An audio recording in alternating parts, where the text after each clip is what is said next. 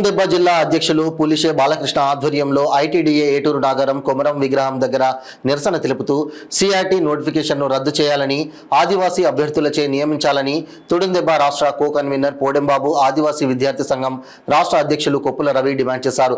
లేని ఎడల ఐటీడీఏ ముట్టడి ఉంటుందని హెచ్చరించారు. ఈ కార్యక్రమంలో తుడుందెబ్బ జిల్లా ఉపాధ్యక్షులు పోదెబ్ నాగేశ్వరరావు, మండల అధ్యక్షులు వజ్జా నరేష్, గుండ్ల పాపారావు, ఆలం నాగేష్, సమాంత, సులోచన తదితరులు పాల్గొన్నారు. ఐటీడీఏ ఆదివించింది ఆదివాసుల కోసము.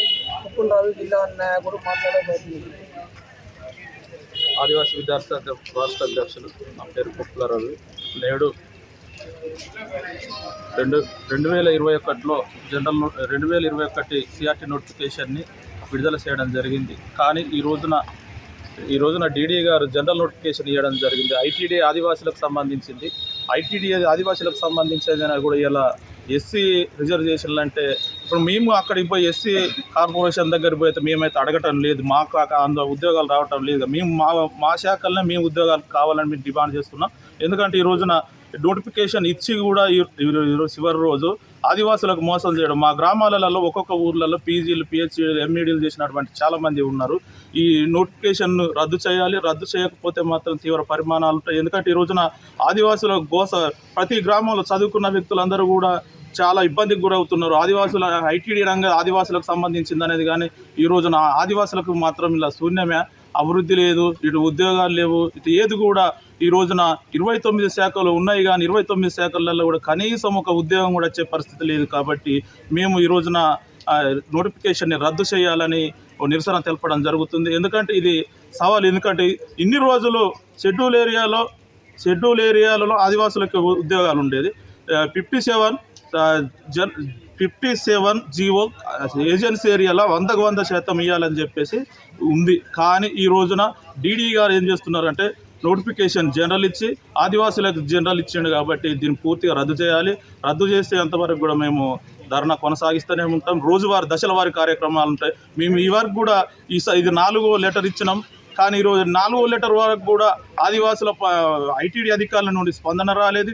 ఏదన్నా ఉంటే రాజకీయం అని చెప్తాను, కానీ రాజకీయం నుండి మాకు ఒత్తిళ్ళు వస్తాయని అంటారు. కానీ రాజకీయంగా ఒత్తిళ్ళు వచ్చినప్పుడు ఇక్కడున్న చదువుకున్న వాళ్ళు ఐటీడీ నుండి ఉద్యోగం కావాలనుకునే చాలామంది నిరుద్యోగులు ఆదివాసులు ఉన్నారు. ఆదివాసులు ఎటుపోవాలి?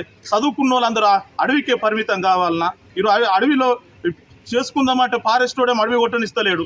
ఉన్న భూమిని 10 గుంటలని 5 అన్నదమ్ములు అక్కడ గొడవలు అవుతున్నాయి. ఈరోజు ఉద్యోగం ద్వారా కుటుంబాలను పోషణ చేసుకుందామనే పద్ధతిలో చేస్తున్నా కూడా ఈ రోజున ఐటీడీ ద్వారా ఉద్యోగం వచ్చే పరిస్థితి లేదంటే ఈ రోజున ఆదివాసులందరూ కూడా చూస్తున్నారు. ఎందుకంటే ఈ రోజున ఐటీడీ ఉంది ఆదివాసుల కోసమే అంటున్నారు. కానీ ఎక్కడ కూడా ఐటీడీ ద్వారా గతంలో ఉన్నటువంటి గత 10 సంవత్సరాల కానుండి ఐటీడీలో ఆదివాసులకు ఉద్యోగాలు రాలేదు. ఇక నుండి ఈ రాష్ట్ర ప్రభుత్వం అయినా కానీ ఈ రాష్ట్ర ప్రభుత్వంలో కనీసం ఆదివాసులకు మేలు జరుగుతుంది అనుకున్నాం. కానీ ఫస్ట్ ఈ నోటిఫికేషన్లో మొత్తం కూడా జనరల్ నోటిఫికేషన్ చేయడం జరిగింది.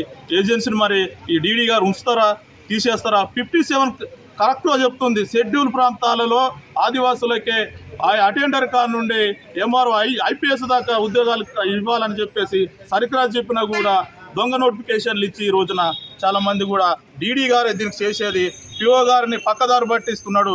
దీన్ని మేము వ్యతిరేకిస్తున్నాం. ఎందుకంటే ఖబర్దార్ డీడీ గారు దీని కనుక వెనక్కి తీసుకోకపోతే ఆదివాసులతోటి సిఆర్టీ నోటిఫికేషన్ ఇవ్వకపోతే దశల వారు ఉద్యమాలను చేస్తాం. ఇది రాష్ట్ర వ్యాప్తంగా ఉద్యమానికి మలుపు తిప్పుతామని కూడా ఆదివాసీ విద్యార్థి సంఘం డిమాండ్ చేస్తుంది. జనరల్ నోటిఫికేషన్ వెంటనే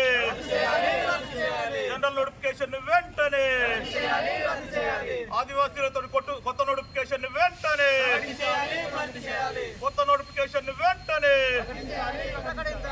డీడీ పోషన్ వెంటనే